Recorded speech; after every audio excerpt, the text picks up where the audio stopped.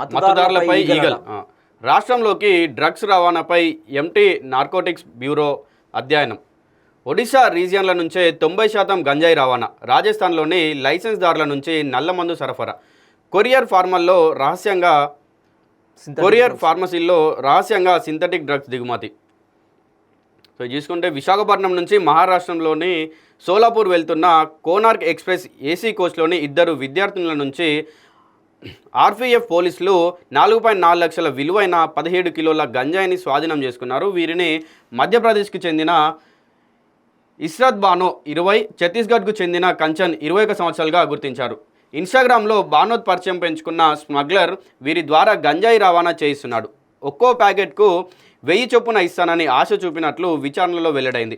మరోసారి ఇదే ఎక్స్ప్రెస్లో 56.3 కిలోల గంజాయిని తరలిస్తూ పూణేకు చెందిన మొఘల్ లక్ష్మణ్ ఇంకోసారి 10.6 కిలోల తీసుకెళ్తూ ఒడిశాకు చెందిన కూలీలు అనంతరాయ్ సురేష్ చిక్కారు.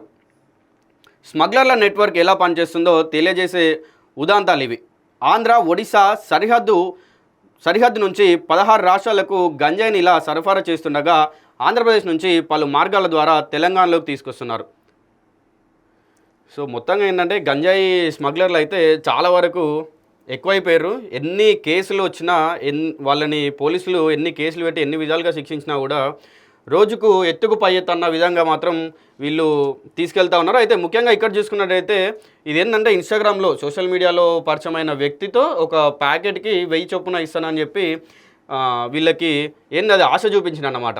వీళ్ళకు యాక్చువల్గా తెలియకపోవచ్చు దాని రేట్ ఎంత అయిందనేది. గంజాయి జస్ట్ స్మగ్లింగ్ చేయడానికి ఒక ప్యాకెట్కి 1000 చొప్పున ఇస్తూ ఉంటా అంటే వీళ్ళు పిల్లలు మనం చూసుకున్నట్టయితే 20-21 సంవత్సరాల పిల్లలే.